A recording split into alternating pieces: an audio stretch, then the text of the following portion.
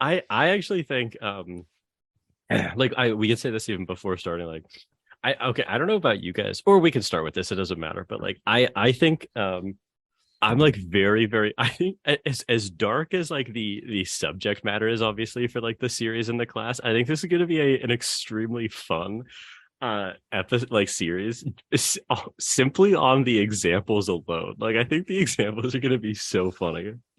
Oh yeah, yeah. Without Like just what makes you furious? Like what makes you just so angry? Um I guess okay, so I guess we can use that to say that so we're gonna do another so it's the next semester, it's the spring semester. And we're going to do another series based following the readings of one of my seminars. And we're doing that on anger. And it's mostly personal and interpersonal anger. But there's going to be some kind of overlaps into political anger. And I think there was a little bit of that, especially in the Seneca reading. Which I'll be honest, I haven't finished yet because it is a mammoth. But Yeah, I'll be honest. I found a YouTube video that went over like on anger, and I just kind of listened to that because it was not going to be completed in time. no, that's fair. But the combination of that and like the introduction by Flanagan, I think set the stage at least pretty well for what his views were, especially in comparison to like other views like Aristotle. Yeah, I totally agree.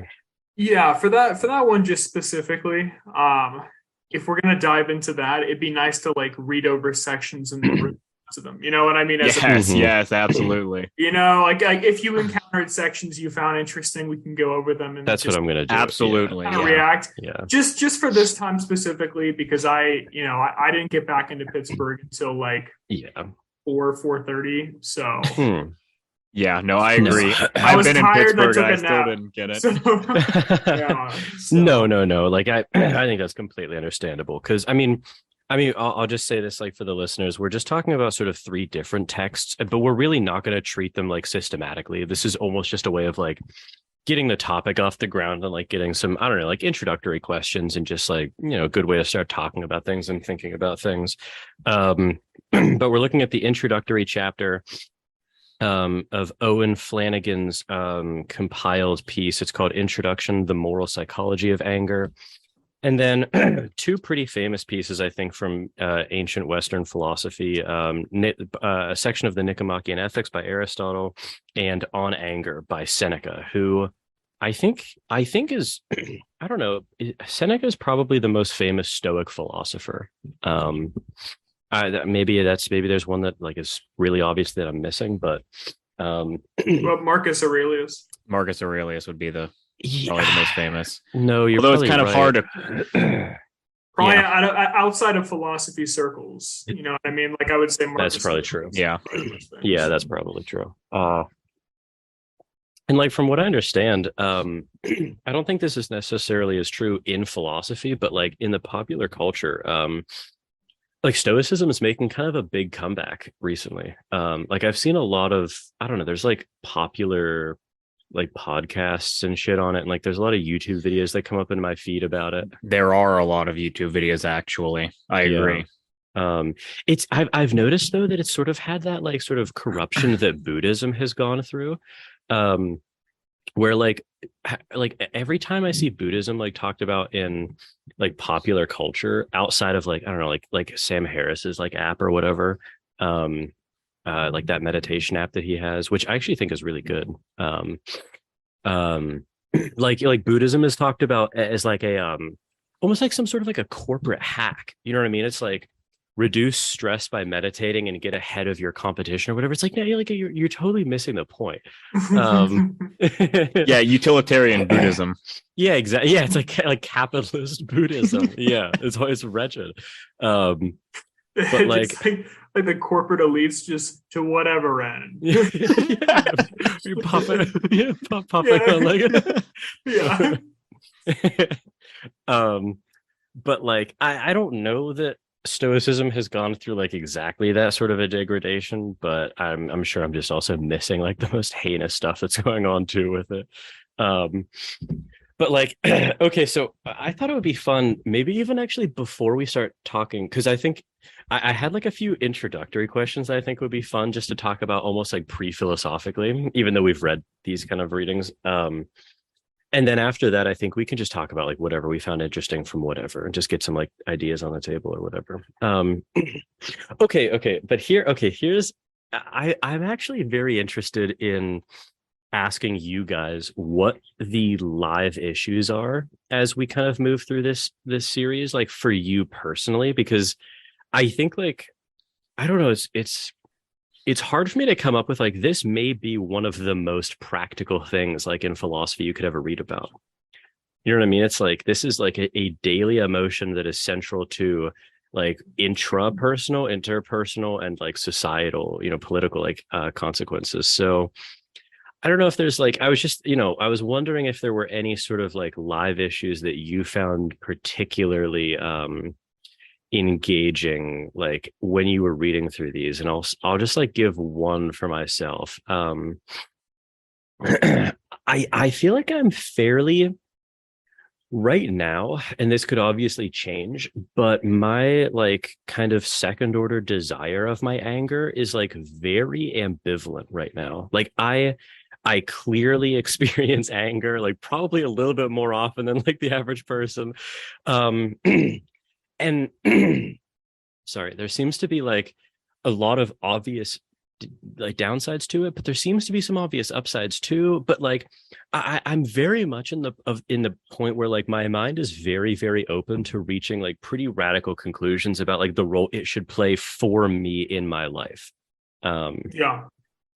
Yeah, just kind of jumping on that as well. It was something similar I had in mind as well, but just kind of like differentiating between different types of anger. To like just become more aware of which types of anger could be, I suppose, like desirable, and which ones are worth eschewing, or at least useful. Are useful potentially. Yeah, exactly. Yeah. Because I mean, I think we all have an instinct that there are types of anger that like can be very useful. Yeah. And also just types of anger that's just part of being human that you would want to observe just as part of the human experience. But then we all know that there are like pretty detrimental things that can come out of like so, yeah, of course. Yeah. Like so I would definitely say anger is not I definitely have like a more negative view of anger coming into this conversation. Yeah. So at least in the role that it plays in my life, yeah. So you would say you would be pretty confident that on balance, anger is a net negative in your life. I would say yes. Okay, interesting. Yes. I'm probably the same way, with the caveat that like, okay, if we count like, if we want to say something like annoyance could be like a very mild form of anger, I feel like for me, like the part of like the aspect of anger that I'm most interested in like completely eliminating is like annoyance. Because I don't know that does like anything positive for me. I feel it a lot, to be honest. And I was going to say the magnitude of, the frequency rather of that can be a real annoyance. Yes, it's one of those things where like like the waves like magnitude is not that much, but it's a wide wave. so like the area under the curve builds up. I think I experience fury too often. So the roller coaster. Yeah, so that's constantly cresting waves on cresting waves, calling for heads. I mean, we laugh, but it's true. Anyone knows me knows it's true. So like you and I are known for calling for heads. Yes. So it's true. That's probably a few times a week. So it's true. I mean, I told you I was calling for like like half the team's head when the Steelers were playing the Browns in week 18. Yeah, for things like that slips into like, annoyance. Okay. But yes, for me, like if I just like venture onto Twitter, it's an altogether unadvisable thing to do.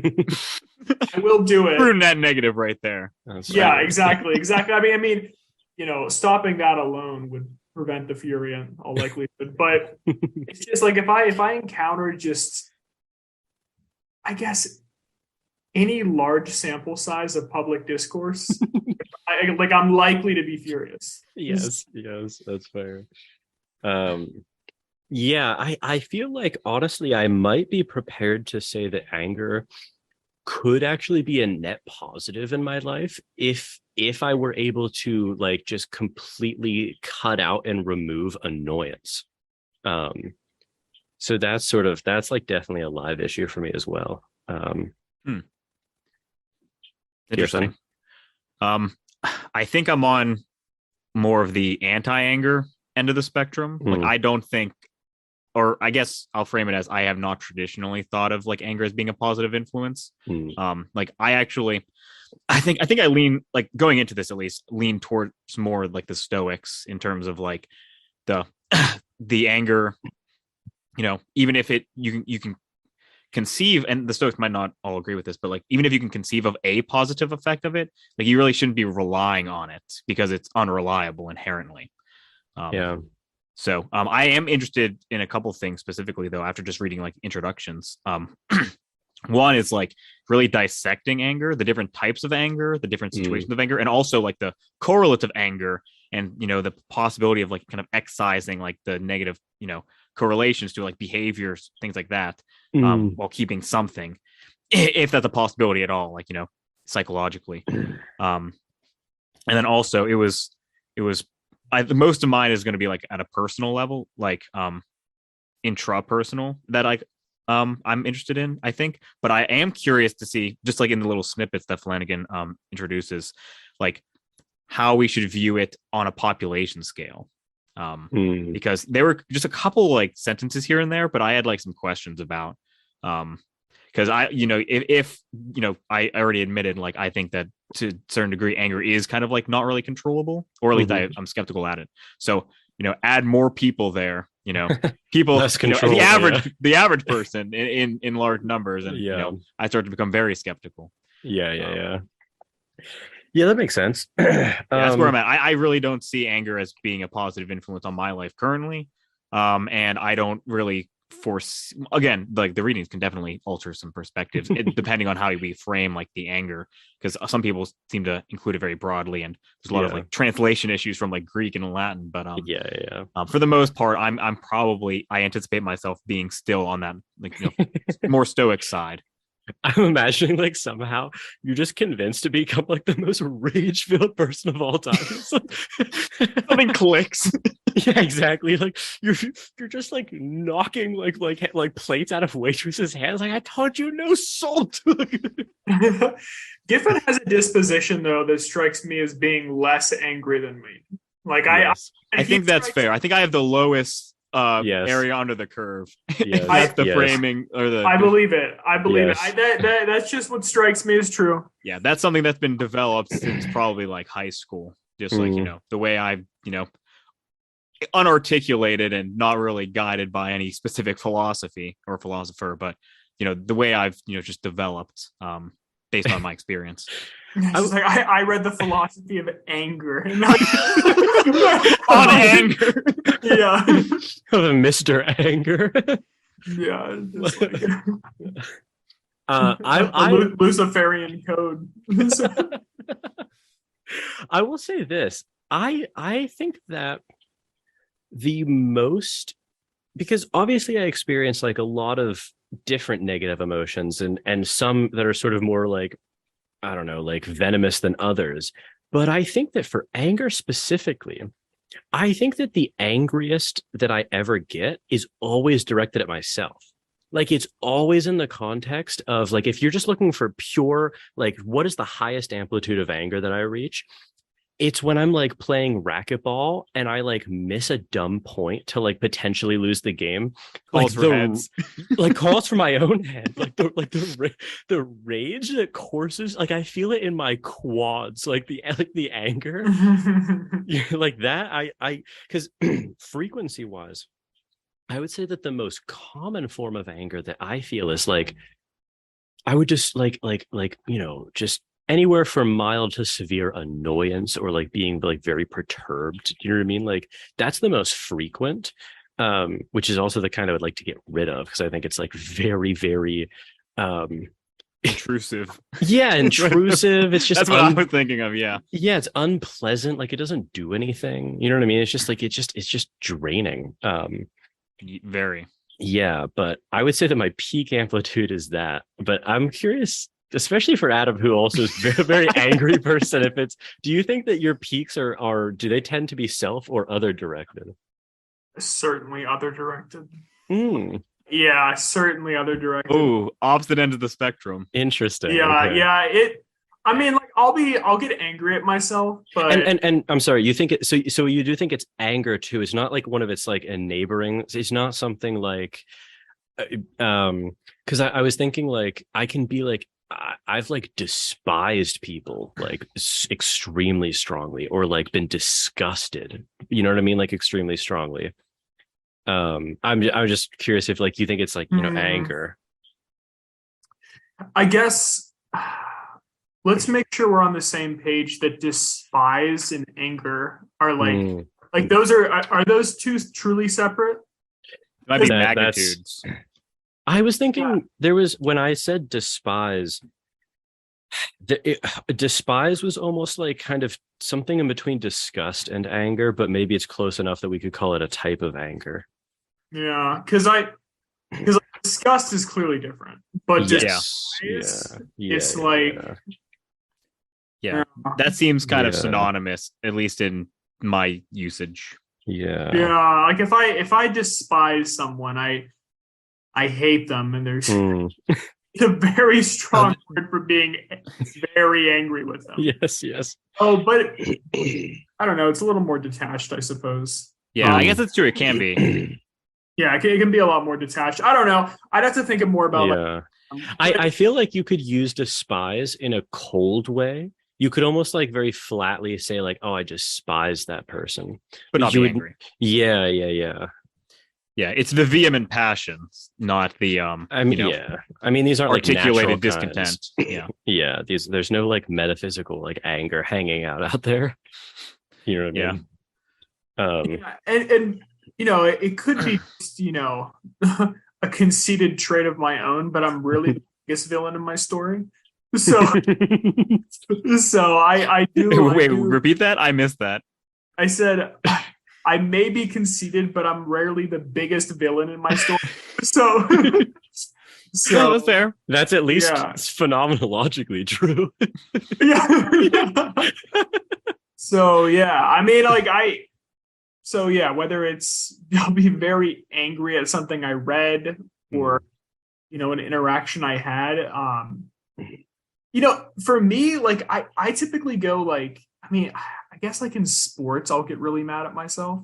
You know, I can be very angry with myself, but there's a lot of disgust mixed in with that too. Like whenever that's fair. So disgust, disappointment, but also anger. It's always anger in the moment for me, disgust after. True, that's a fact. When I'm seeing red playing badminton. Yeah. Yes. Pure rage. And then afterwards, when you're hurling the racket, it's disgusting. To be fair, you've hurled the last few. So it's true. I found actually this wasn't anything that I sent you guys, but I found out or rather I found like sort of just in the overview of what we're going to be discussing, there's like we're going to be talking about like varieties of anger, and this was just like, this isn't kind of a set in stone thing, but there are kind of a few examples listed for species of anger, things that are closely related to anger, and then in the ballpark or often manifested with manifestations of anger. So for species of anger, there's rage and outrage, if those are two different things, ire, resentment, indignation, opprobrium, and there's, with a question mark next to it, I think appropriately so, guilt, which is interesting. And then closely related to anger is frustration, annoyance, which I was kind of using as like a mild form of anger, but it could be something that's different in some important way. disdain, contempt, and shame with a question mark next to it. And then in the ballpark, or often manifested along with anger, is hatred, which I've always naturally used as just anger past a certain point, almost like a threshold, but there could be something like importantly different. Spite. Yeah. No, you go ahead. Go ahead. Yeah. Spite, disgust, disappointment, disapprobation, or holding a grudge. Disapprobation. I'm sorry, misspoke. Or holding a grudge could be sort of like cousins of anger. But then there were also I don't know, like the oh, by the way, I should say this is with this is going to be a seminar at the University of Houston with Justin Coates is the professor, just for anyone who's listening who, I don't know, maybe like familiar with Houston. But like, I don't know, this will be interesting because like this was something that I actually talked about at the end of the Susan Wolf seminar last semester. But like, this is kind of philosophy of emotion stuff in general. But like, I thought you guys would be interested in this. That like, apparently the historical debate around like anger, like the conceptualization of what it is like to be angry, has kind of followed like the following trend, where originally William James in the early 20th century kind of described emotions generally, and then anger would fall under that as like it's called feeling theory, where basically an emotion is just identified with the affect or the feelings or like the bodily changes or semantic changes. And that, the problem there is that it's hard to say that these types of responses can fall into a normative evaluation. Like, it's hard to really say whether you should or shouldn't feel like, I don't know, like the hair raising on your arm or something. You know what I mean? So it's kind of weird because obviously we want to be able to talk about like anger as something that could be like normatively good or bad, like you should or shouldn't feel it or experience or express it rather. And it also seems to me like, I don't know if you guys agree with this, but like it seems like the physiological correlates or aspects of emotions can be like very, very similar for very different emotions. Like the feeling of like excitement can be extremely similar to like dread almost. Do you know what I mean? It's like kind of almost like a burning in your chest. Don't you, like you're feeling like your stomach is kind of light, but just it's like the mental valence, like positive or negative, is the difference between like being excited and like dreading something. You know what I mean? Sure. Yeah. No, I agree.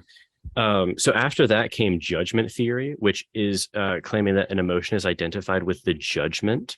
So it's at least an implicit judgment about something.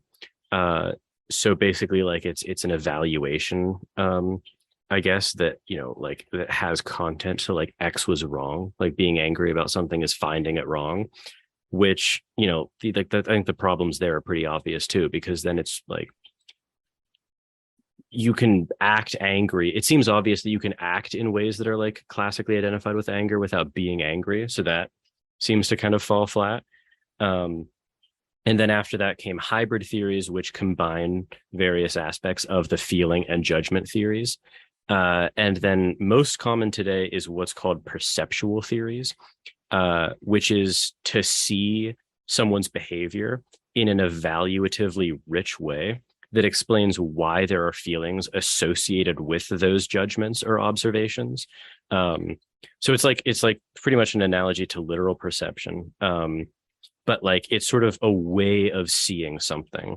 Like you like witness something happen, and it's almost like you're directly perceiving the judgment, which like creates the feeling.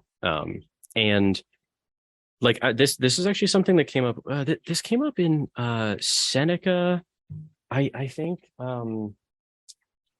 This was in Seneca, but like I'll see if I can find it. I wanted to ask you guys, like, I think it was towards the end of what I had read. Oh, here it is. Okay, I found it. So page 13 First paragraph, middle of that paragraph. And I should say Seneca, as one of the Stoics, he's pretty just across the board against anger. He thinks it's just like a deleterious thing. It's a poisonous thing. It's something that just corrupts our interpersonal and political lives. And he thinks should eradicate it. So he says, this is on like the experience of anger. He says, there is no doubt that anger is roused by the appearance of an injury being done. But the question before us is whether anger straight away follows the appearance and springs up without assistance from the mind, or whether it is roused with the sympathy of the mind. And like, okay, I want to like hear what you guys think, but here's my experience of anger. Like, anger immediately arises both the physiological correlates and like the mental observation. And it's something that seems completely involuntary, like at least right now, like experientially. It's just I find myself angry. It's not something that like I have to like. It's not something that I have to get off the ground. But then once you're angry, like once you are angry, then comes the choice of like, okay, do I sort of like re-up this continually? Like, you know, keep thinking about the thing that's like making me angry, like keep thinking about how like annoying it is or whatever. Or do you try to let it go? I'm curious if you guys differ at all from that like experience of becoming angry.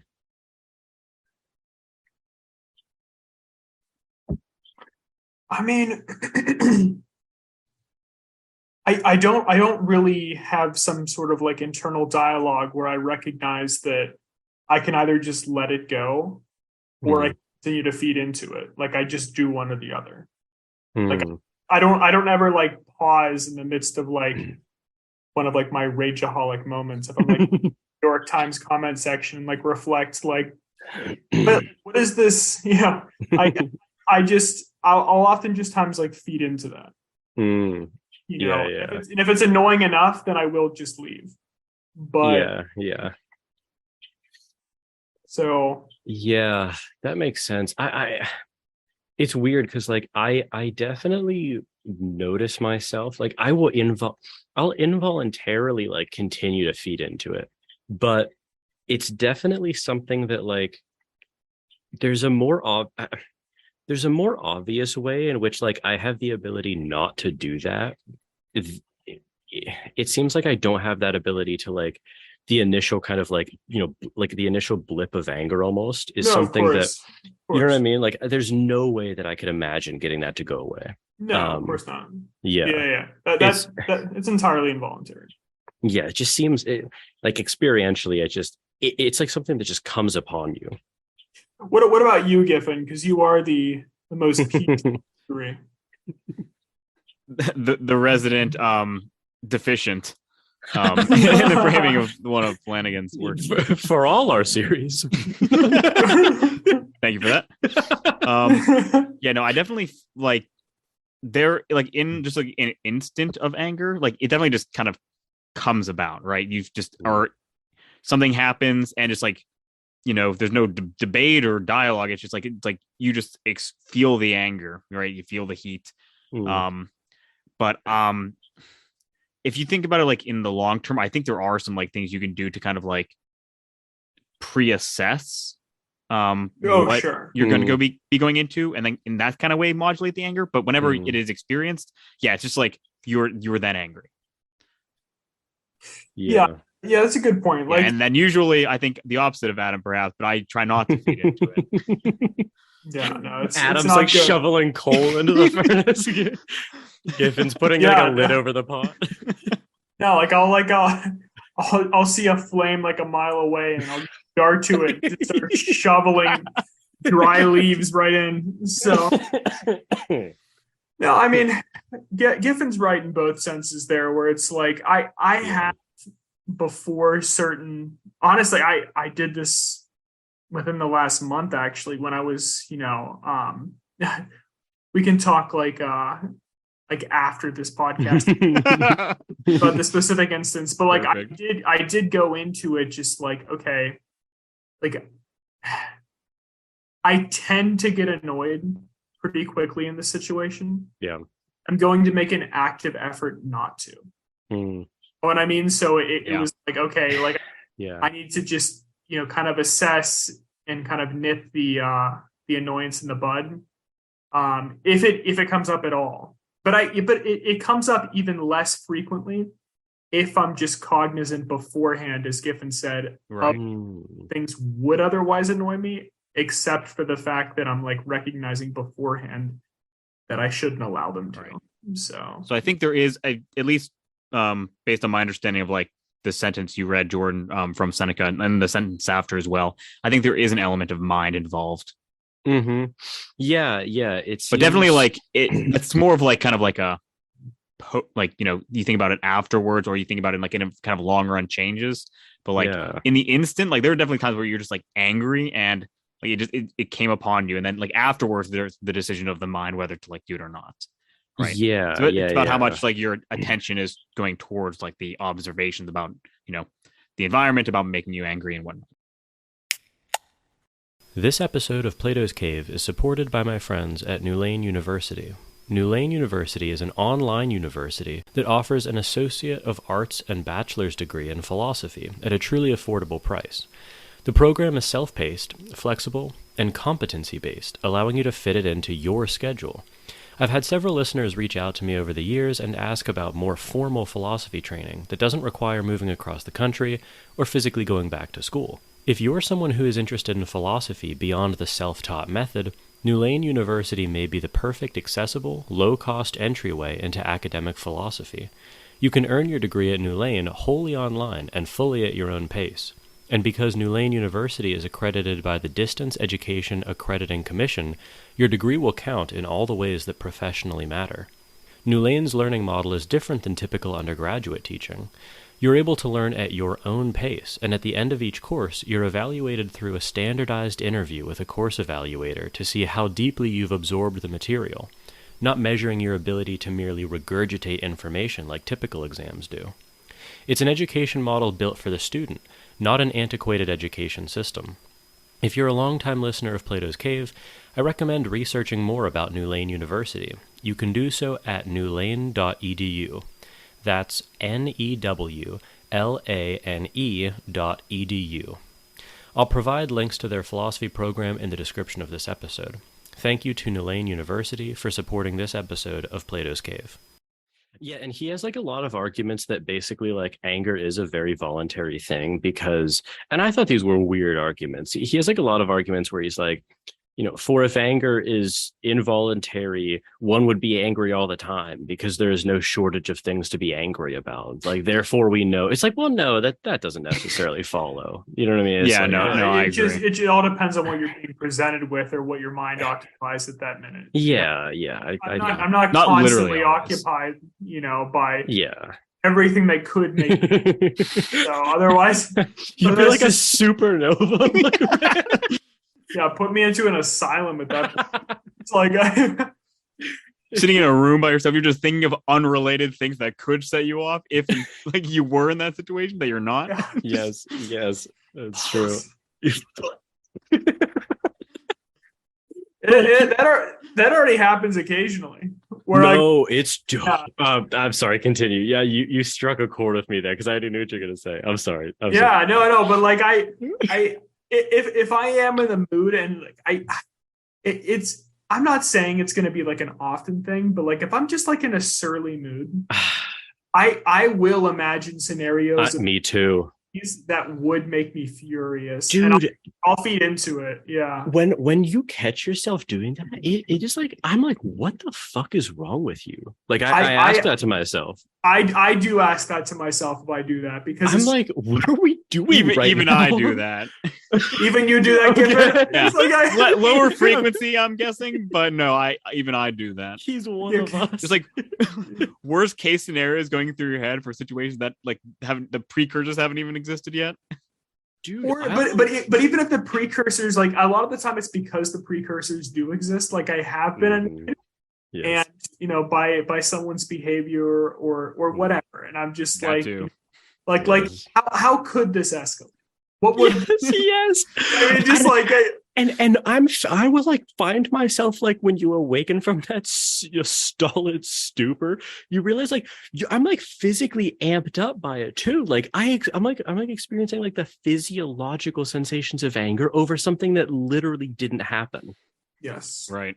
And it's like, what the fuck is wrong with you, honestly? Because it's like, and the thing that is so poisonous about that, at least like from like my experience, is like it just sets you in like, because obviously this was only happening, like you said, Adam, whenever you're like in a surly mood already. But the problem is it entrenches you in that mindset too, where anything you're sharpening the blade, like whatever. No, it's true. I mean, like I just that is a pretty good metaphor, honestly. I just imagine, like like someone bumps into me and I'm just like, at the anvil. Just it's true. Yes, like forming the blade and then spending a few hours sharpening it. It's just true. All in case he comes back and bumps me again. It's true. Circles back around. Yeah. I'm looking for him in the streets. Pretty much, I'm looking for him. Yes. Because he slightly bumped me. You're gonna bump me again. That is something that if you could give me a magic wand, like I have no second order desire to have that. Like literally none. I cannot imagine something that is useful for. From this conversation, honestly, that just makes me realize like that's an area I've actually got to get better in. Like I need to nip that shit in the bud because it's only destructive. That is purely like there are a lot of you don't want to show up in the news. Local swordsmith goes to the market, beheads the wrong guy.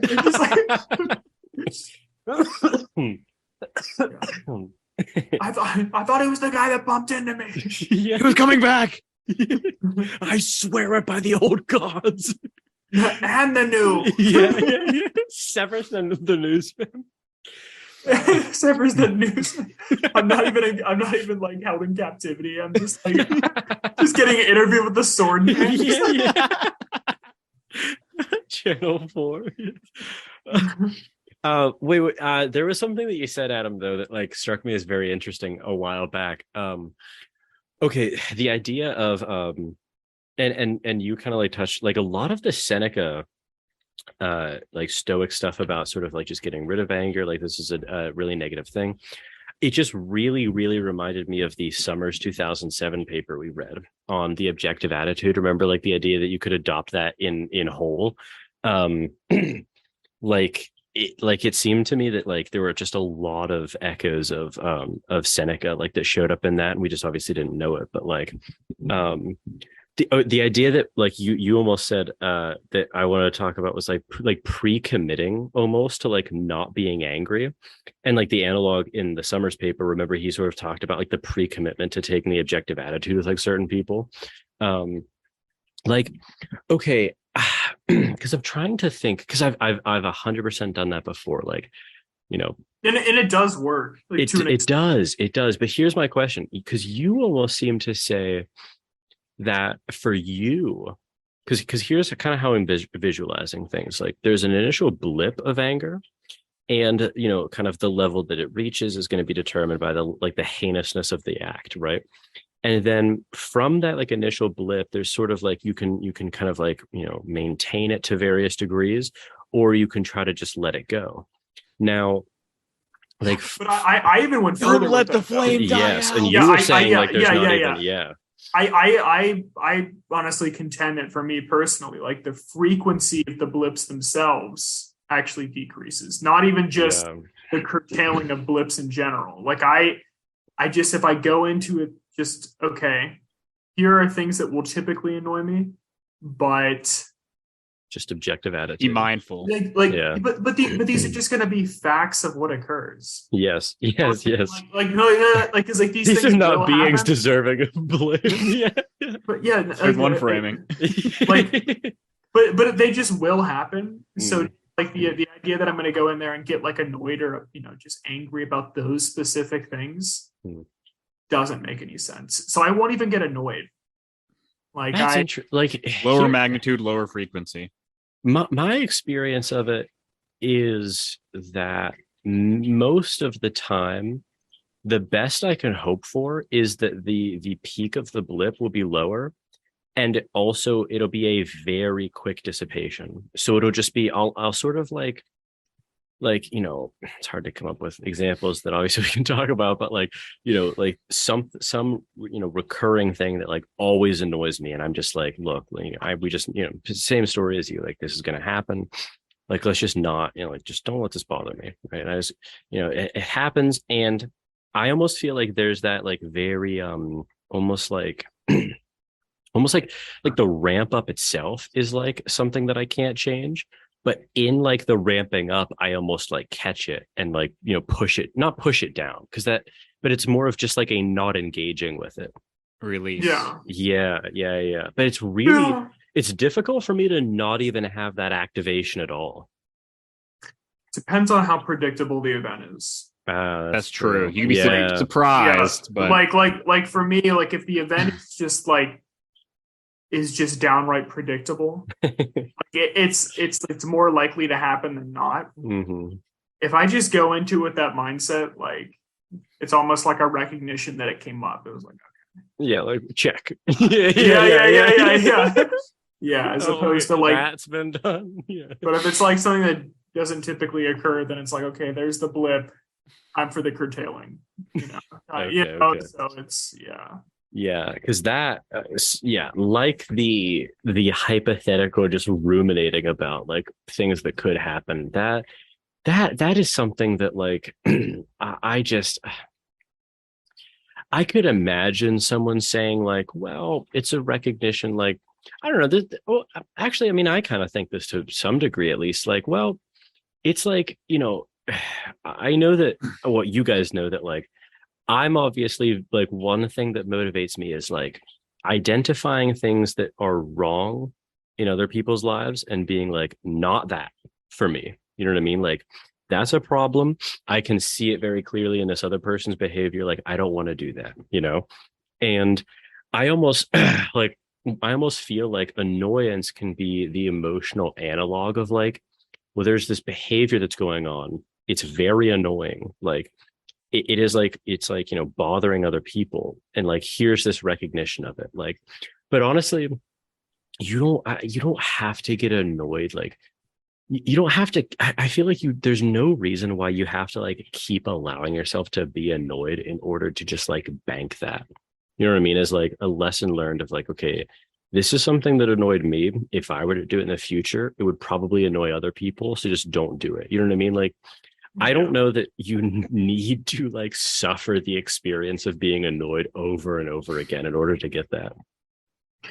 Yeah, and that kind of goes back to just like some more of like my rageaholic tendencies where like I mean Giffin kind of like talked about two different senses in which you could curtail, like just like annoyance or anger, and one is like he either said it explicitly or alluded to it.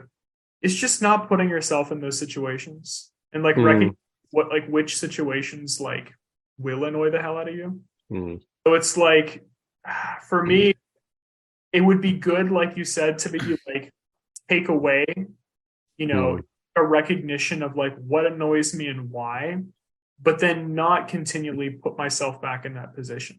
Yeah. I like take something from it, but not feed into it. So. And that's like, I don't know if this is idiosyncratic. Well, I shouldn't say it like that. Here's how I should frame it. I don't know if this is due to some sort of just, kind of happenstance, or if it's something that I'm actually actively doing that like creates these circumstances. But I feel like maybe more often than at least you for sure, Adam, but like just given like the stuff we've talked about, but like I feel like I'm often in a position, not often, but like frequent enough that this is something that I'd like to like figure out how to like work on or whatever, where you can't do that thing, where you just avoid the situation. Do you know what I mean? Like I feel like for me, at least, there are enough instances where something is just genuinely irritating or annoying, but I also can't prevent it from happening. You know what I mean? So in that, like, that's where I want like like Seneca on an IV drip. Like I like I like seriously just like don't even. I need to just take like the summer's 2007. Like this is just like these are just perturbations in like the causal chain, nothing more. Like that is all that's happening here, and like there's, you know what I mean? Like I just because I feel like that is the most poisonous kind of anger for me, at least. It's just that like that day after day where you just rise and grind, like get the anger going, boys. Like an addict getting his fix. Yeah. Giffin, do you find yourself curtailing your anger, or do you just feel like you just don't have much of a predisposition to? Both, I'd say. I definitely curtail it. Like, if I feel especially if I start to feel physiologically like, the symptoms of anger, then it's like, okay, take a deep breath, go for, pace. I pace. Usually I can pace things off. Just like, depending on the context, of course. But usually there are like some methods to like kind of curtail like the flashes, or like the really heated moments where it's kind of like Jordan mentioned, like you can't really ignore it. It's like not like don't go on Twitter. It's more like, don't interact with people for a week. Like that's not really like a feasible kind of solution. But I also think my disposition is probably a little bit lower. But it's interesting that you say that though, because like maybe I should start employing that strategy where you just like utilize some sort of physiological release, like pacing or like or something like that, just to like alleviate any physiological effects. For me, it helps. I don't tend to do that. I tend to seethe.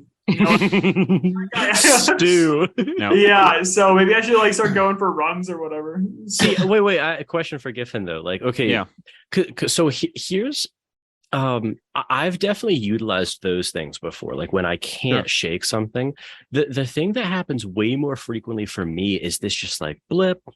You know what I mean? And like blip, and they're not like protracted enough to like do those sorts of things. So like okay, like when you're like trying to get rid of those, like it sounds weird, but like the only way I know how to phrase it is almost like it's not a physiological, it's like a mental like relaxing. You just like like sometimes you just kind of shake your head or whatever. Strictly physiological. It's not like I'm physically running off the anger and it's leaching out my toes, but like that that's like sometimes when you like really like, for me at least, like whenever if there is something that like I can't shake, going on something like a run almost feels, obviously it's not happening, but it feels like you're almost sweating it out or something. I guess it's a combination in my mind. I bet biologically it's true real fast, just to say. I mean, so like when animals show much of the physiological like signs of anger, like looks like they're getting primed to attack. So going for a run definitely kind of like it releases to an extent. Sorry for interrupting there. No. Point. Yeah. Flanagan actually starts with fitness discussions, so definitely relevant. I want to. This is just making me think. Like, I actually want to take this seminar, like over the course of the semester. I mean, as like an opportunity to actually like try to like get a little experiential experimenting going. Like, actually, you know what I mean? Like, if something comes up in a reading that I'm like, oh, that's kind of interesting, actually just try to do that for a week and like see what happens. That'd be very cool. Yeah. I don't remember reading anything in like Seneca about, and it's possible I just didn't get to it, but like, did he give any, like, he talked about, I know that he talked about how, he says he's talking about remedies for anger, but I only really got to here's something. Okay, so he talks about like the importance of education. Like children should be taught not to be angry too. He says like, I can't find the line, but he says like, don't shield children from the truth. You know what I mean? Like they need to learn to like deal with difficult truths. But then he gets to adults. This is on page 22, section 22. He says, now we ought to fight against the first causes of evil. The cause of anger is the belief that we are injured. This belief, therefore, should not be lightly entertained. We ought not to fly into a rage, even when the injury appears to be open and distinct. For some false things bear the semblance of truth. We should always allow some time to elapse, for time discloses the truth, which is like, I like the next one. Let our ears not be easily led to calamitous talk, which is pretty funny. But like, I guess that's actually like a very sort of like, I don't know, one step method. Like, take time to think before acting. But that actually seems to be, and this is something that we didn't really talk about yet, but like, in Seneca especially, but like in all the readings, there are two distinct questions that sometimes seem to get run together a little bit, because there's like, okay, there's the experience of it, like, you know, experiencing the emotion of anger. Yeah. And then there's also the way you either if you express it or not, and the way you express it or not. And those are like three actually very different questions. Yes, they are. That was one of the things I was interested in. Yeah. Someone can look angry and not really be, or someone could not look angry and very much be. Yeah. And so this, I mean, that seems to very, very clearly not be about well, I think it naturally lends itself to like not expressing anger, but I guess you could even try to like mentally reserve anger. Like, hey, like we just, you know, don't know the situation fully yet. Like, you know, just. That's kind of how I interpret it. I mean, like, I think like he's saying like, I mean, it's change your habits, you know what I mean? Like, I don't know. I think you could probably modulate it over time. You know what I mean? Basically, that's basically it. Yeah. Cause it's not something you'd be able to fix like in the moment, but it's like, okay, next time, you know, you become angry over something that isn't set in stone, or you don't know all the facts regarding it. It's just like you recognize, like, okay, let's hit the pause on the anger. Next time that happens, hit the pause on the anger, and maybe you'll be less prone to rage. I don't know. I think it's possible. It's multiple things. I think you could probably like over time with that, you know, over years, especially if we're talking about like, you know, children learning this. Kind of develop a sense of like lowered magnitude of anger, but then also like I think the core thing is what he's talking about here is like start to disassociate like the feeling of anger from like the actions that you're associating with anger. They right. Do you guys there's a certain type of like just boiling rage that I feel where there are often situations, and I could be sort of like doing a miscalculation here, which is like completely reasonable, but there are many situations where like there's sort of like a redoubling of anger where like you're like angry over something, but then like you kind of do that quick mental calculation, and like it just seems like the situation or like the scenario just extracted over time, like it's actually going to be worse if you try to like do something about it like right now, like even if you don't express it like in an angry way, even if you kind of you take that Senecan pause, you know, you cool down a little bit, but I'm talking even addressing it at all is going to be just like almost worse off. And then when I realized that, there's like this second wave of anger that hits, which is just like fury over like the inability to change the situation, which is like, do you guys experience that too? Sometimes I do. Yeah. That one gets to me too. It's this again, it's really hard to come up with an example. Yeah, just anger at a situation, and then kind of thought, and then anger at the circumstances being so subpar. Yes, like the circumstances being such that you can't even really fix it, because to fix it would be to like have a net loss almost, just because of all the other things that would, and you're just like just fuck. Yeah, the universe is conspiring against you in these moments. Yeah, it's just like, God damn it. Like but okay, this was very interesting. and like something that I don't know that it's like fully spelled out here, but like this, I just thought this was like a very interesting potential proposal. This is like later down on the page, first line of 20, section 24. So he says, readiness to believe what we hear causes very great mischief. We ought often not even to listen, because in some cases it is better to be deceived than to suspect deceit. We ought to free our minds of suspicion and mistrust, those most untrustworthy causes of anger.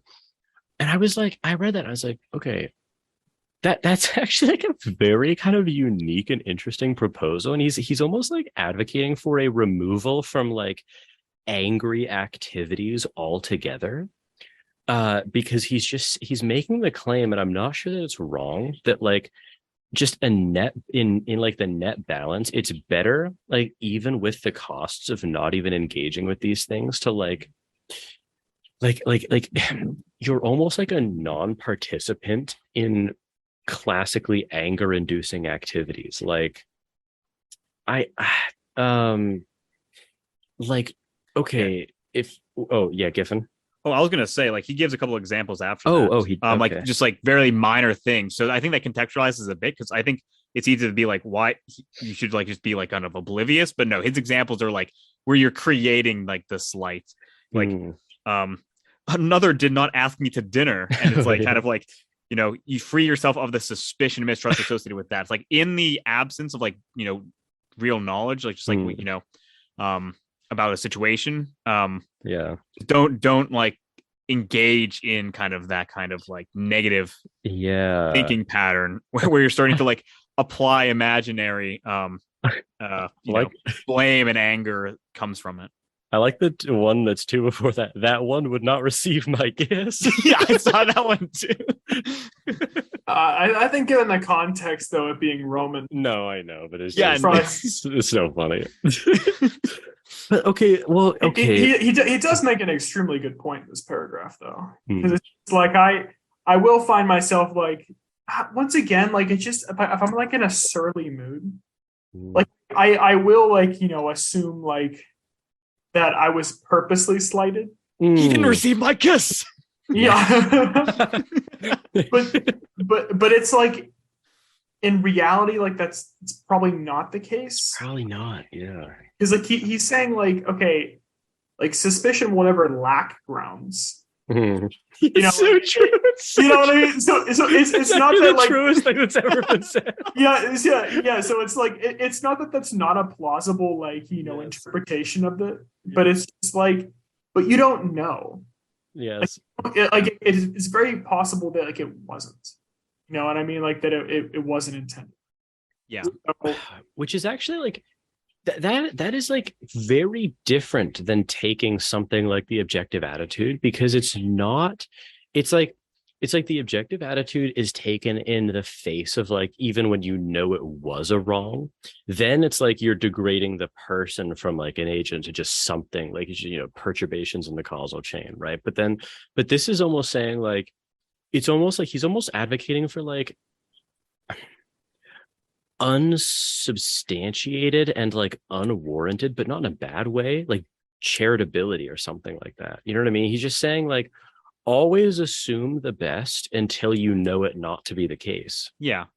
When you kind of are uncertain, don't be, you know, speculating on, you know, untrue certainties. Yeah. Especially when they involve like intent from others, it seems like in these examples. I'm gonna have trouble with that one, like not because it's like not true, but just because like there are some too many instances where you know it's not the case. It's not that I know it's not the case. It's that it's a very good assumption. You know what I mean? It's very likely true. I think it probably the advice scales with like the certainty aspect, right? Sure. If some known villain is like tricking, like, you know, you're probably to trick you. Like, I feel like he wouldn't be saying like, you know, free yourself of suspicion in that case. Yeah. Go ahead. I'm so sorry. I was going to say in this example, it seemed very much like don't create, you know, these scenarios where it's not apt, but there could be apt scenarios for like suspicion.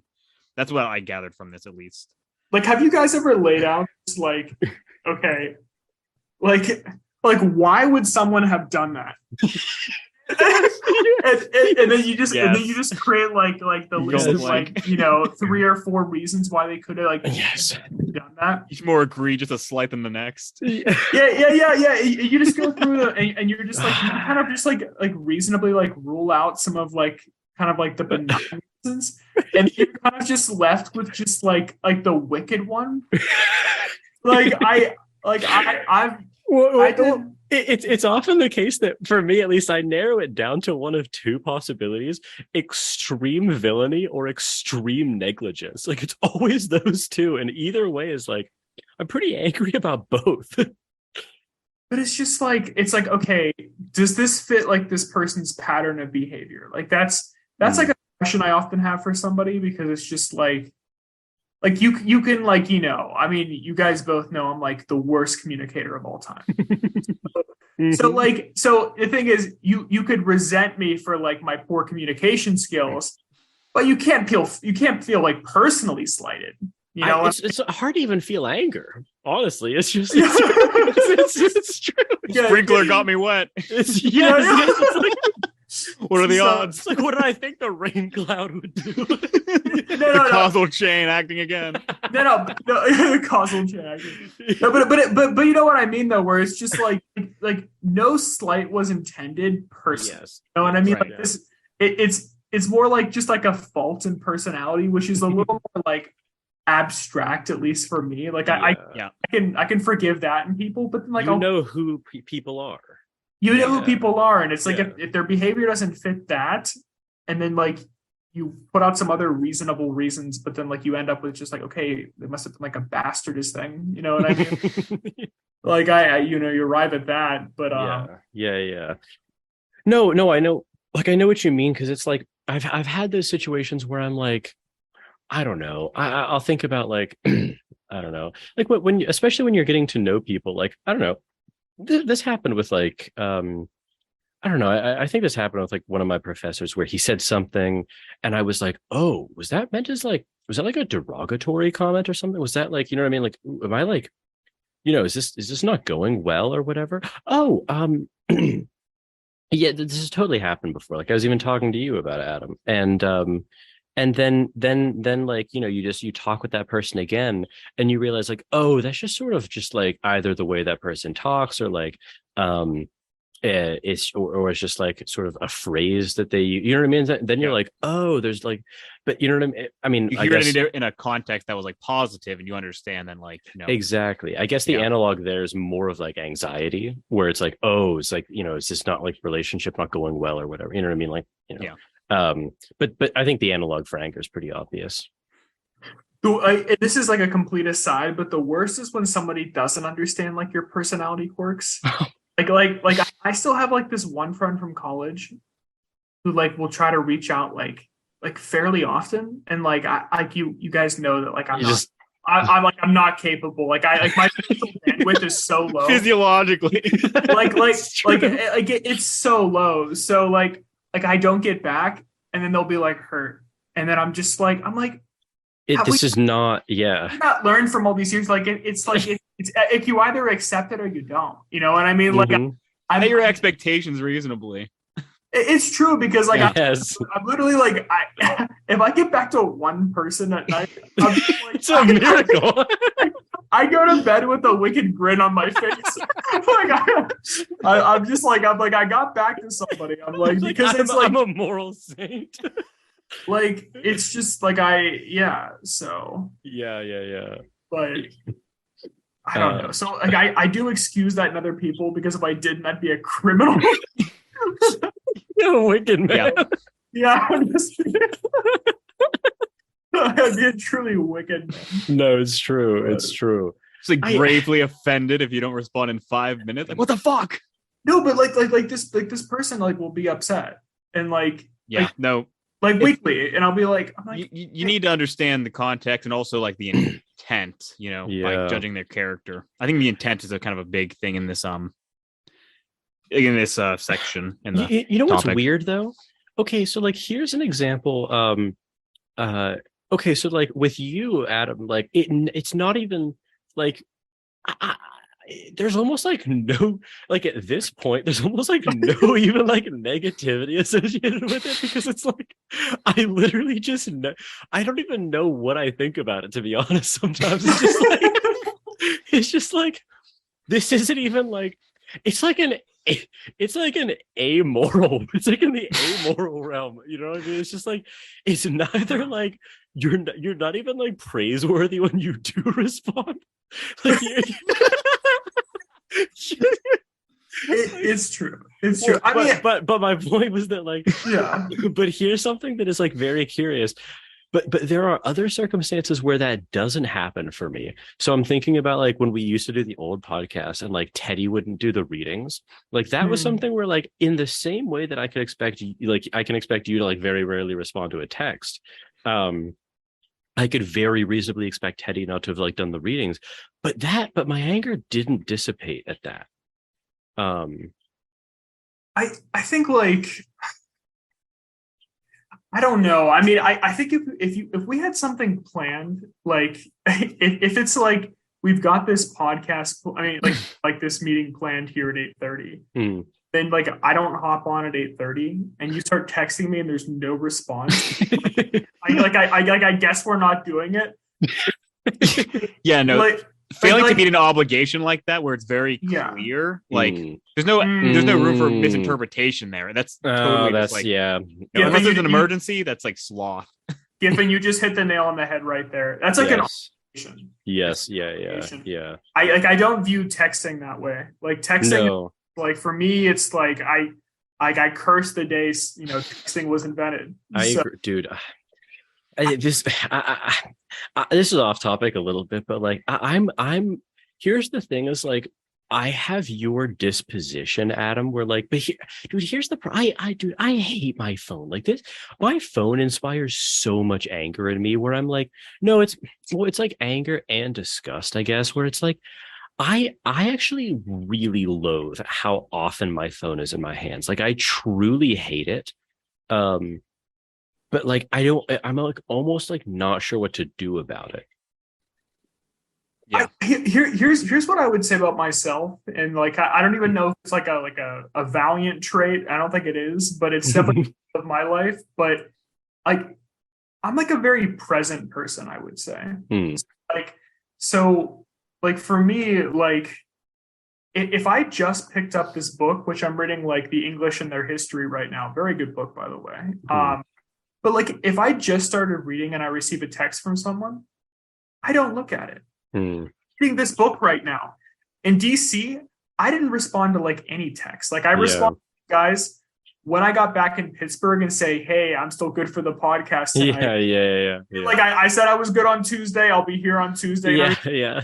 But like I'm not responding to text. No, of course. Like I'm in DC with friends. You know what I mean? Like I'm really good about that. I'm hanging out with you guys. Like I'm gonna we'll hang out. But like I just like the phone interrupts what I'm doing in the moment. Yes. I can't stand it. No, dude. It makes me so angry when people do. Here's the thing. I think I'm just as good at you. Like I'm very, very good at not letting my phone when I'm doing something. My problem though is like in like most of the like everyday life, I'm not doing something as like definitively as I am. Like if I hang out with you guys, like when we watch like the football games or whatever, my phone's on the other side of the room charging. Sure, you know what I mean? Sure.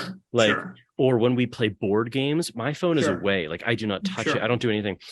And like that's something that makes me very angry actually, is when people like are on their phones during that kind of stuff. That makes me angry. But like dude, I need to figure out some fucking way to like I guess that's like the bastardly way that I kind of like treat my life. Then I guess we've kind of like narrowed in on it.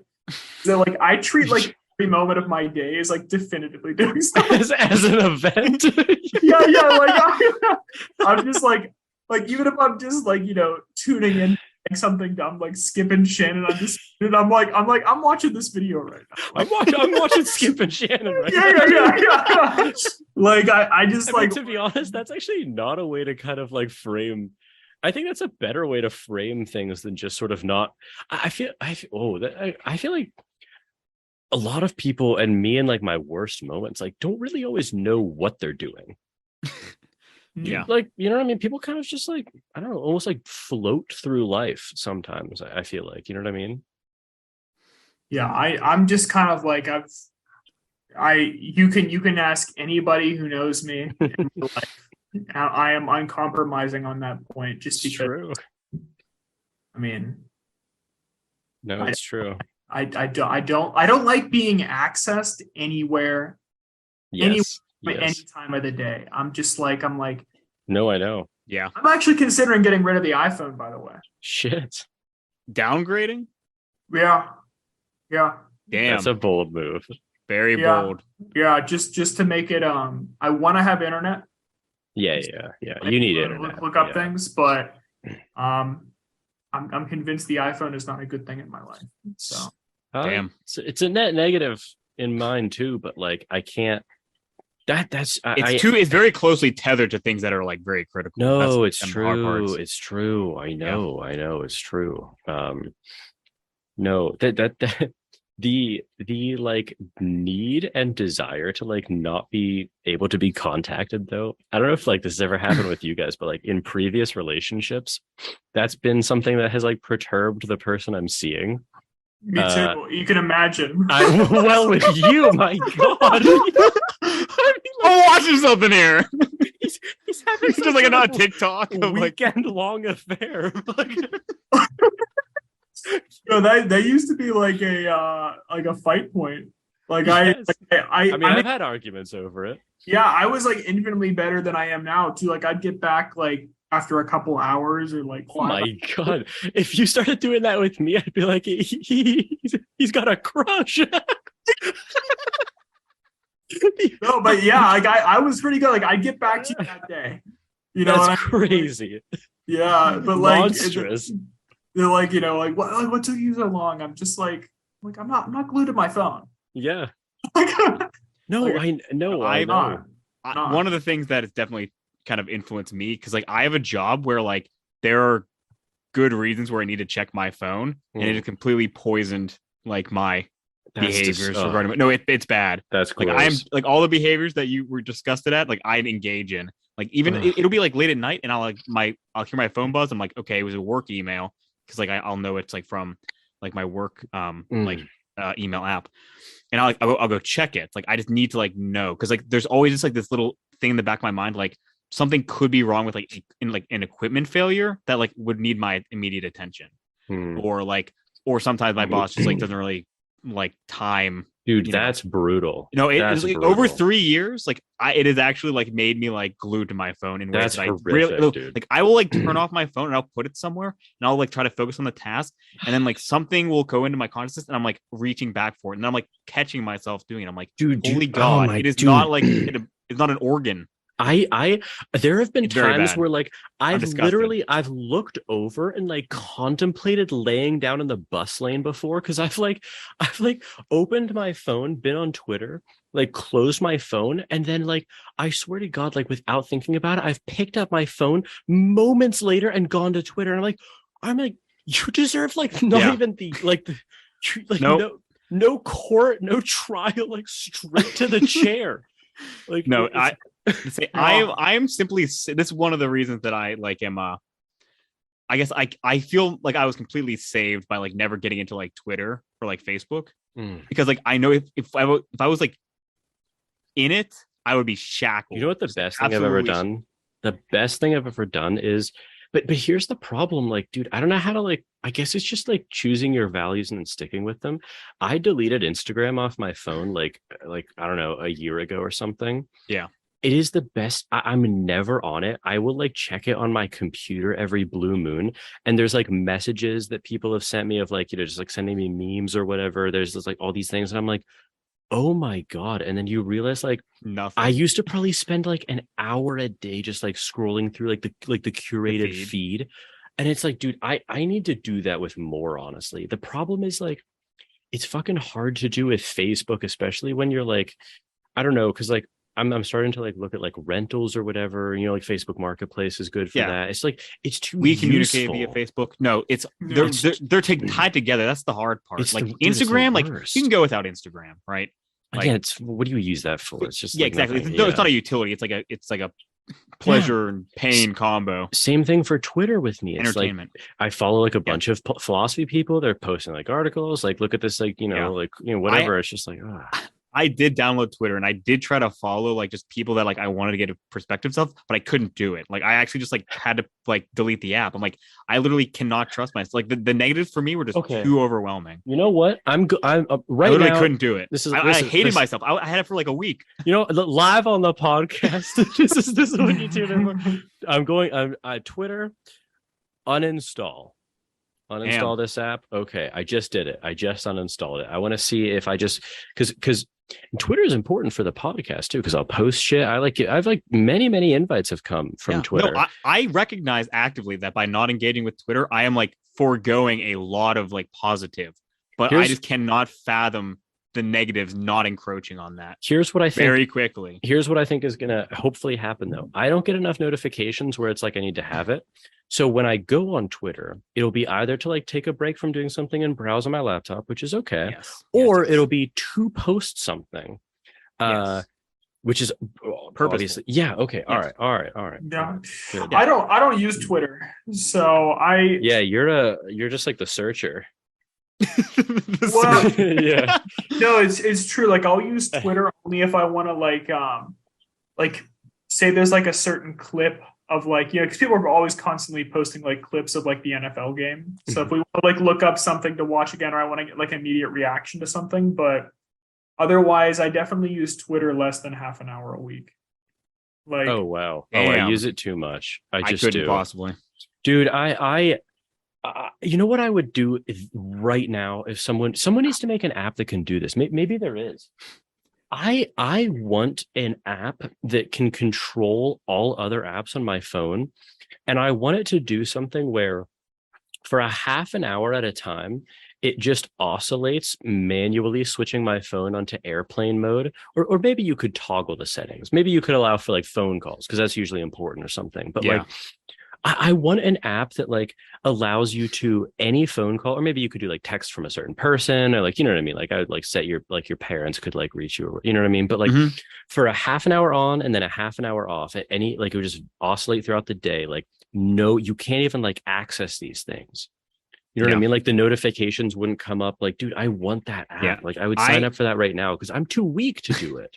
I actually did download an app for this exact reason because I didn't. It can do there's that. An app, I think it's called Trees. It's not quite what you. Oh yeah. Basically, it's like Giffin, I have that app. You do? Yeah. No, I literally needed it. It's called Forest. Forest. That's it. Yeah. Pretty much same thing. Enough. It has a tree on like the logo, but basically all it is like you set a timer, and then during that time, like it disallows you to like kind of access it. I don't know if it has like you can still like look at the home screen to like check your time and stuff. I'm not sure about phone need calls. This shit. But like if you access another app, you can't take phone calls. Okay, I couldn't remember that part. Which is that's the hard annoying. Part. That's like you want to be able to get. I don't really use it as much for that exact reason. Although but Jordan, Forest doesn't really log you out. Forest what all of Forest does is just like pretty much like you grow a tree over the course of the time that like you've set the time for. And if you use your phone again, that tree will die. And it will appear in like the forest that you're cultivating. Like a dead as a reminder. This. And so like, and you remove the dead tree, like it takes in-game current the dead tree. So it's like it's an incentive structure, but it's not like actually locking you. I'm gonna try it. It can't hurt. No, I'm gonna try it. It's good. Like I use Forest to like just like I don't want to use my phone at all. And then more like Giffin. I don't know if you'd ever employ this because you're much better at getting back to people, which is like a virtue. Being on my phone always isn't. Servile dog. But I will. A servile dog, yes. I will say this like with respect to like checking your phone for like important notifications. Yeah. Like here's my strategy to it. Anytime my phone buzzes, I pick it up and look at it. if it was back when I was like, you know, with former job, if it was work related, I would address it. If it had nothing to do with that, right back down. So I look, and then I'm too servile a dog, I believe. So yeah, you know what I started doing is I started leaving my phone on silent for the vast majority of the day, which initially started working, and I was like, oh, this is working really well. But then I would check to see if I had notifications. And then it was like even worse, because when your phone was on vibrate, it's like, well, if it hasn't vibrated, you know there's nothing to check. Right. But then I'd be like, am I missing something? That silent is actually worse. Like if I'm actively like getting a bunch of text or something, I turn it off just because it's an annoyance. And like if I'm in the middle of something, otherwise, like I definitely do that exact thing. Like it'll like be 30 seconds that pass because like, you know, you're like in the middle of something and like time flows a little bit weirder. You check it again. It's like, okay, it is inconceivable that an emergency has occurred in 20 seconds. No, and that's why I want an app that would just shut it off. Because it's like, dude, what is the what like is it okay? The chances of an emergency weighed against the actual just like benefits I could reap from this are so obviously skewed in the direction of like emergencies never happen. Yeah, you know what for I mean? Me, like because it's like so work associated, I know I can't do that, but I'm looking forward to the time when I don't need to do that. Yes. Like where I can like consciously at least say like, okay, there's no like the odds have shifted so much in the direction of like, you definitely don't need to check it. You can actually have it on silent. Don't worry about it. Yes. Then just go on with your day. Cause like, what are the nice features? Just like a quick that I've really liked with respect to Facebook Messenger is that if I haven't gotten back to someone within 2 days, like they'll give me like the prompt, like, do you guys get those? Or is this no, because we don't do that. They'll give some poor Adam like Chump at Facebook implemented this feature. It's so true. Like after 2 days of not getting back, Facebook Messenger will be like, hey, you haven't gotten back to this in a while. And then it shows me the message again from 2 days ago. And I'm like, oh my God. Fair enough. So what a feature. For a modern man. Adam, I need your help. 2 days later. Desperately. Fair enough. No. Outlook does that. I do have that like for like work emails. I will occasionally get a reminder where it's like, this person, like, you know, it'll just detect that this person like was anticipating a response and you didn't yet over like, you know, 3 days or something. And it'll be like, hey, reminder. So in that case, it is useful. But I have not encountered Facebook's version of it. That's so funny because I encounter that literally every freaking week. Like I get like, I'll get texts and I'm like, we should get that like another week. And like, but other ones I'll be like, it's only $50 and I live. Like, yeah, it's like if it's only 50, you'll find it somewhere else. Surely his lack of a follow-up is a positive thing. But it's such a catch-22 because Adam's also like, well, if it's too much, he's like, well, I just don't have it. Yeah, I mean, I will say this though, I have cultivated the right amount of texts at this point that I receive. Where I don't know how many texts you guys receive a day. Well, a decent amount because of work. A lot now because I'm like, I've been seeing someone. Do you know what I mean? But true. But when you're not seeing someone, oh my God. I mean, dude, there'd be times where I didn't get a text. Which I kind of liked. Like, yeah, I separate out work. There's definitely days that are the same. It's like work and then family, like group messages, and then outside of that, it's slim pickings. Well, which is like, I mean, that like this is just not related at this point, but like one thing that I'm so looking forward to, like, I don't know if you guys have ever had like been in a long distance relationship. Like the person I'm seeing now is like in Arizona, obviously. So like, was it obvious? Well, you and I have spoken less recently than Adam and me. And when we did talk, we talked about like school stuff. Stuff. Yeah. But we'll have to We'll have to catch up on that. But like, what was I saying? But like, no, because it's so annoying. Because it's like, because it's like on the one hand, like I do understand that, like, obviously, like I want to communicate with this person, and like this is the way to do it. But on the other hand, I'm like, well, this is why I can't wait for it not to be long distance and like, you know, like half a year or whatever. Because then it's like, oh my, I'm gonna try to go full Adam at that point. Like I'm gonna try to go full like. I touch my phone. Like I want, you know what I want? I want a phone touch counter where it will register how many times you hit like the lock screen, but it shows you only get like 100 unlocks a day or like 50 unlocks a day or something, and it's giving you the countdown. It's like, hey, you know what I mean? So when you're about to unlock it, be like, do I actually need to be on my phone right now? And like one thing that would help me out a lot is like, given like my disposition, is like I would love a single app where all my communication is done regarding text. Oh yes. Like it's not split up between like iMessage, like Messenger. Like some people will try to contact me through Instagram, and then we also have, like the WhatsApp, and then some people will try reaching out to me through like Snapchat, and I'm like, I want too much. I want one central place where I can see all the people that I have yet to get back to, and it's just like, it's like, okay, here is a list of people, rather than just like, it's a little overwhelming when it's just like, here are all, it's like from multiple different sources, and I'm like, I don't want to use any of them. Like, yes. So give me one. Don't give me like 5. So. It's the worst right now too, because I'm glued to my, like, anytime I get like a notification, I'm like, because you get the if it's on Buzz, like I get the email one, and I'm like, oh shit, because I just sent out a bunch of shit to conferences over. So every time I'm like, is this like it's like a puppy dog? Exactly. I'm like, could I be present? I'm like straightening my tie and checking my phone. Yeah. So it's like, that's one thing that just like that is like self-directed anger. Like that has to be one of the most frequent instances of that, like from me to me, is like the phone shit. But that's another one where I'm like, that's where I question like some of the positives of anger, is like, if I wasn't getting angry at myself for doing that, like would it actually be, would I be as motivated as I am to like, would I have uninstalled Instagram if I didn't get angry? Do you know what I mean? Like that I was on it.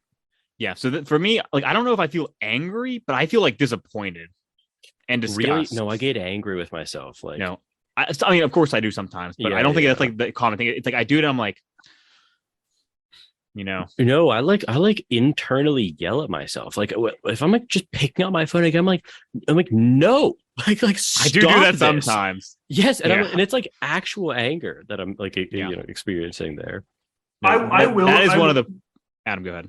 I was just saying, I do feel actual anger with like respect to like some time wasting. Like if it's like text, like I don't feel that way. But if it's like, if I get sucked into like the YouTube Shorts, which you mentioned this before, a true vice. Like honestly, the YouTube Shorts, like they're good.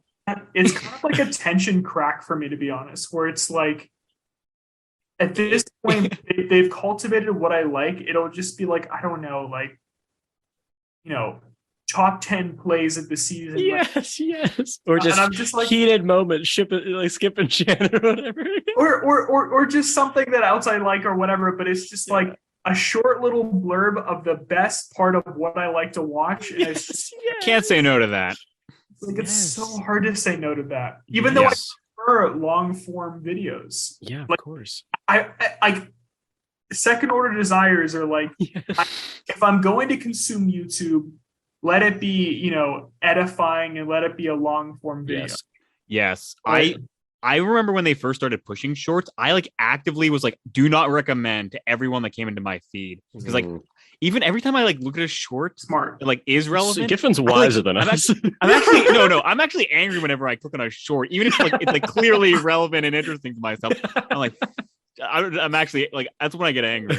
I'm not wiser. I just lucked out in certain respects. Literally, I might be some sort of basement creature if I had downloaded Twitter at the wrong time.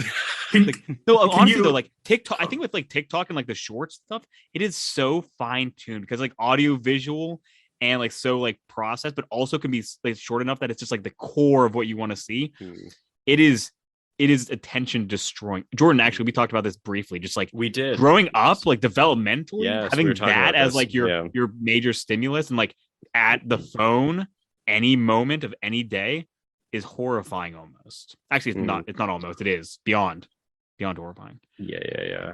Anyways, Adam, I was just gonna ask, like, is there actually a way to like turn off shorts on YouTube? I don't think so. I just like whenever I like see. now like the format is slightly different. I used to get them like interspersed with like normal videos, and I would go to the short and say like do not recommend. But now it's like they have like a band of shorts, or like check out one of these. That's what I mean. They give That's you like what a I mean. spectrum. I don't think you I can don't turn think you that can. shit off. Because they were trying to compete with TikTok. Because it's making $1 billion and destroying the youth. Yeah. I literally used to mock people for consuming TikTok because I'm like Same thing. I'm like it's the lowest form of entertainment. You're not It wrong. is. And and yet, then now like I probably spend on shorts. I'm not going to be entirely honest. Like like let me actually like muster myself up to be honest here. do some quick maths. And to encourage your honesty, remember that you're ahead of us on other things like Twitter. So 7 days a week. 70 hours. I honestly might. I hate to say this number. Just say it. Say it. 10 hours. Yeah. That's yeah. It's tough. That's a Fair. lot. It's so bad. That's Like a I mean, lot. I watch so at bad. least that in YouTube a week. But But honestly, not No, shorts. But there's 10 hours of YouTube that I would have like a second order desire to watch. You know That's what I true. mean? That's true. Yeah. And it's not always that. But Adam, what is like your additional YouTube non-short consumption? I'm just curious. You can, wing it. I'm just kind of like, what is the percentage? You don't even need to do hours. Like, what is the percentage of your YouTube consumption that's shorts? I'm just curious. Half. Damn. Wow. Yeah, no, for me, it's like nearly like 0 for the shorts because I like really, I I'm have in this between. like deep distrust. It's not even like a rational one at this point. No, it is. Deep. It is a deep, just like this is felt only. The rational part of my brain is not engaged. I'm sad even saying that because like it's just. But no, I Like, actually agree with your yeah. tendency. I love long form videos. Like that kind of whole shift. I think that's like an algorithm thing. I hate that that dude is- shit, dude. I actually like it. Oh no! I was saying the shorter stuff. I was gonna say, Yeah. damn. No, dude. No, long It stuff. was like 5 second or no second. No, when there when there's like a video essay about a movie that I've watched or whatever, I'm like, Ooh. I'm like, this is it. This is what I'm doing. for the night. I'm not even joking. I found a 5+ hour analysis on Final Fantasy IV the other day. It was like just pure pleasure. I was like, Yes. oh, glorious. Yes, these are. I see the like analyses. This can be like for like academic topics as well as pleasure. But if I see something that's claimed to be an analysis and it's like 6.5 minutes, I'm like this is not even worth watching. No, it's like analysis. 6.5 minutes. Yeah. Yeah, like you got an intro, like your ender where you ask for money, and then what? Like what's in the middle there? You know what? Speaking of things that like make me so angry at myself, I mean, whenever I catch myself, like whenever I realize that I've been doing nothing, like I've been in between states or like in between activities. I was talking with a friend like earlier today.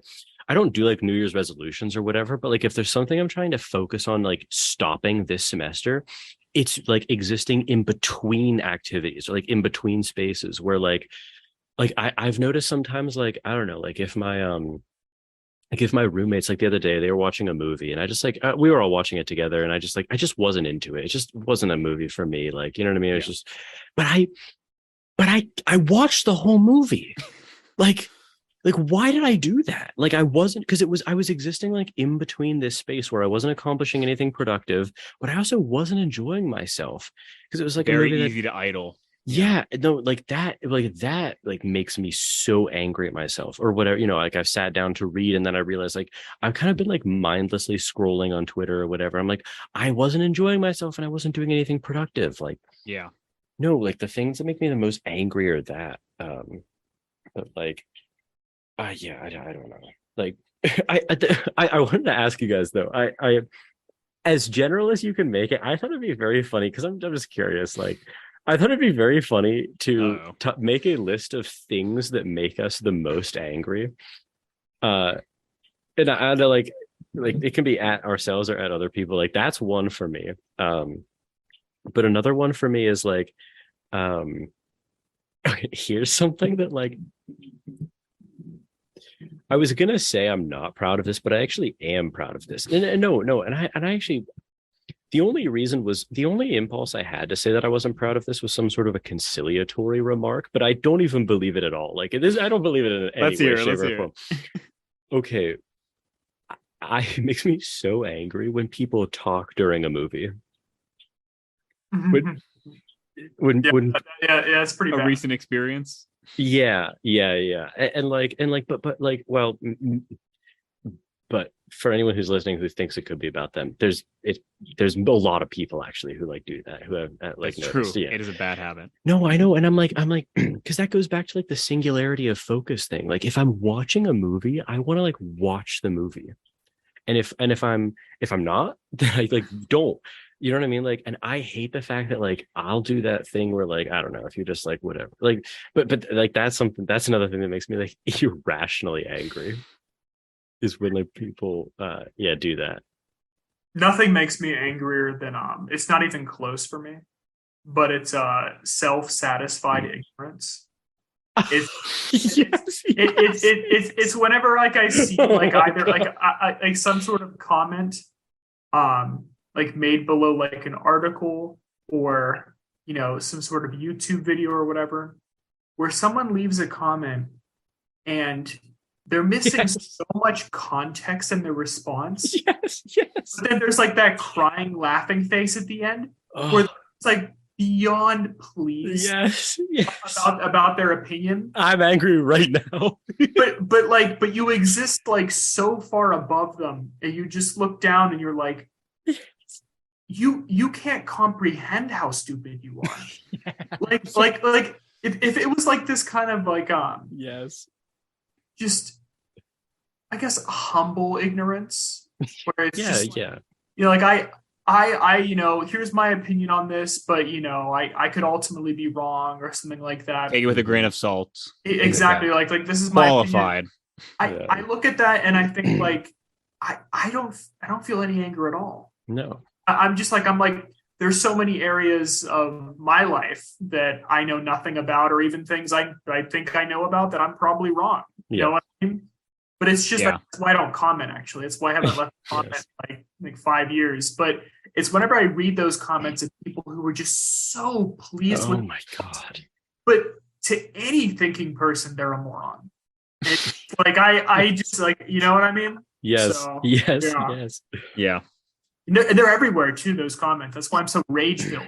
This was true. Giffin, do you have an example at the top of your mind? Because if not, I had something I wanted to say about like this. I want to hear yours first in response to Adam. Okay, yeah. So here, this is another thing that Seneca said is like always wrong, and I'm like ready to believe that it's always right. I'm ready to believe that he's often correct about that. But not always. Okay, but like here's like Adam, like I was thinking about this with respect to like you specifically, but like I mean we all do this obviously. Like Giffin, we were just talking the other day about like how not necessarily anger, but just sort of like maybe something closer to disgust at like how people, I mean it's just like indulge in like the like the whatever, just like mindless entertainment, like including ourselves. Okay, so like I wonder though if like I don't know, communally like talking about things that make us angry and even like getting angry along with other people isn't useful in ways that I don't know, maybe Seneca is like not accounting for. Like it allows you to sort of like I don't know, like reaffirm norms, like clarify norms sort of like with people in your life in a way that is easier to do when discussing some other person than like if that person were to do it themselves. Do you know what I mean? So like, no, absolutely. I totally see like the social utility you're talking about there. It's a really good point. Yeah. But here's kind of like how I actually like wrote a note that's kind of relevant here.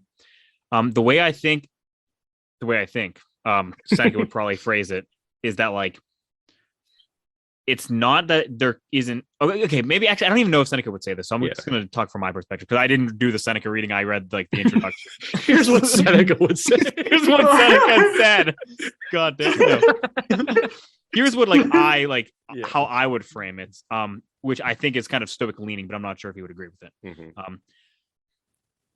There are a lot of situations where you can imagine like anger, like using anger, like has like a utility where it's like a better sin, like as opposed to like engaging in like sloth or something as a response. Like there's like some utility it's like there. a lesser evil or something. Yes, Okay, exactly. Okay. Yeah. But it is always a compromise in a way, right? He does say something it is like that, yeah. Yes, it is conceivable that you could get the same like benefit from like this could be like norms clarifying without the anger specifically. There could be like the things that kind of related to it, but not anger. That's how I'm kind of conceptualizing. But I on a day-to-day basis, like, for most, flawed humans, the reality is, we're going to be engaging in anger and we're going to see utility from it, right? Whether it's like the normal clarification or like just like, bonding, whatever it is, like interpersonally. And something else that Seneca like that he just he makes this point like over and over again is like, well, you can partake in like certain like activities or like maneuvers without being angry, even though they may look angry from the outside. But again, like I was kind of thinking about that in the context of like this, and that doesn't seem to like, it doesn't land for me. Like it, like I was thinking about specifically like Adam.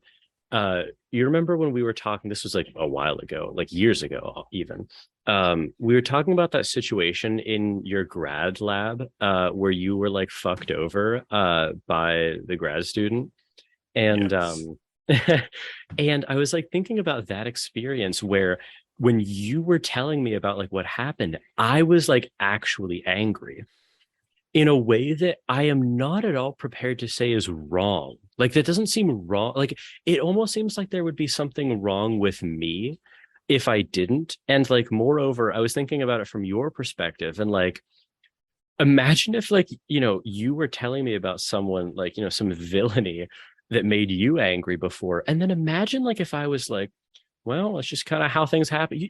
Like I would get mad at the person who responded that way. I've actually encountered this as of late, to be honest with you, where like I will like just say like, I will tell somebody just absolute villainy that just brings me to a fury like nothing else, because the behavior is so egregious. Yes. And like this person will go like or just like, there are people like that, or like there's never like any kind of like, they don't ignite the fire alongside you. No, they're not even like, acknowledging the fire. They don't even acknowledge the fire in a sense. And like it actually causes me like even greater fury. like that. You seek out these people, I'm guessing that gods and sources of fire. I actually no, like at that point, like the conflagration just is just like once I've been denied that, it's just like social gratification. Yes. No, like I honestly feel like it's like a denial of like, or almost like a betrayal. I guess how I feel, to be honest. Like is like when I'm sharing something that like should make you angry, and there's not even flaccid response. Yeah, well, it's like, yeah, exactly. It's not even like, oh, that's ridiculous. It's like, oh, well, yeah, that's how things are and stuff like that. Or I think there are non-angry ways to respond without igniting the flames, but like just complete indifference. Like, causal chain. Exactly. At the very least, like, agree with me on that. Yeah. Yes. But it's better if you angrily agree. It's true. I'm not sure I agree, but at the very least, like, yeah, engage.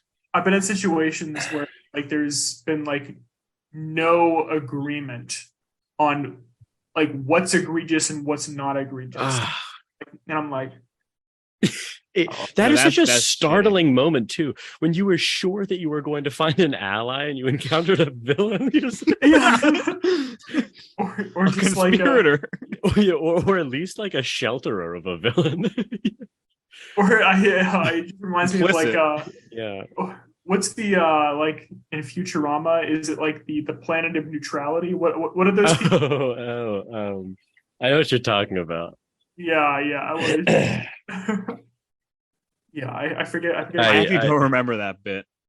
Well, it's the one like Captain Brannigan, I think, like Zap Brannigan. yeah, like he ultimately like declares war on them. Oh, pacifists. Yes. He declares war on the pacifists. Wait, didn't Bender like crash land on that or whatever? And he's like, we will spread our peaceful ways through force. He like rallies them behind it. No, I think that's a different episode. Oh, is it a different episode? Yeah, Okay, yeah, okay. yeah. Then there's two. Okay. That was a that's great line.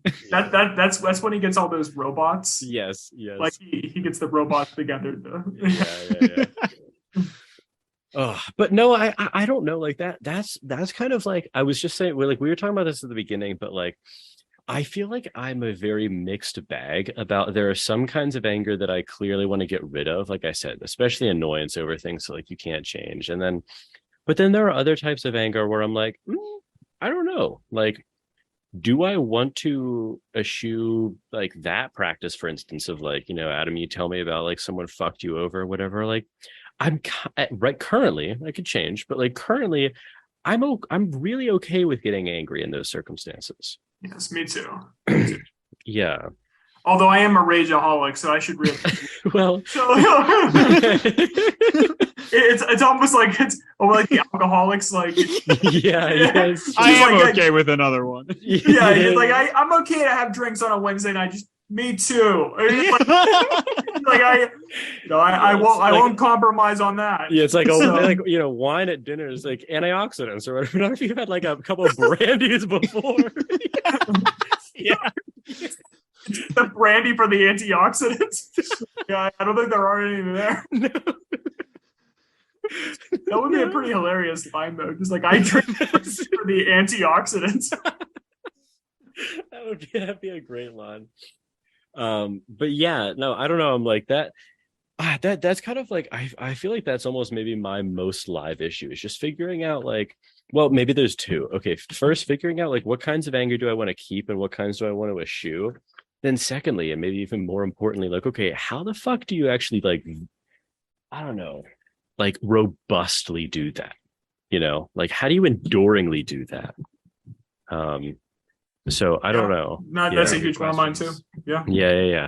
Here, 1 second. I want to pull up because I know the next couple readings I think are going to be chapters from Martha Nussbaum's book. Let me get it and then we'll. Giffin, while we're on pause here. Oh, okay. Still recording. It's called what was said? No, I was just gonna say while we're on pause, I was gonna chat with Giffin for a second, but then I reminded him that we're on camera. It's called Anger and Forgiveness, Resentment, Generosity, Justice. I think it's a pretty new book too. It's like 20. Oh, that sounds interesting. Yeah. 26. You can see the thread already laid down there. 2016. Yeah, 2016. So like pretty new. Good timing for these kind of things. Yeah, 2016. Yeah, no, honestly. Yeah, true. Actually. Okay, so here's I'm just gonna read the chapter so we can get a little taste of like what's to come. Introduction: Furies into Eumenides. It must be a Greek like philosopher I'm not familiar with. Then the second chapter is anger, weakness, payback, and downranking. And then a genealogy of forgiveness. That's actually very interesting.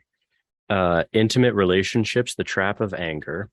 And then, this is cool. Okay, Giffin, you'll like this.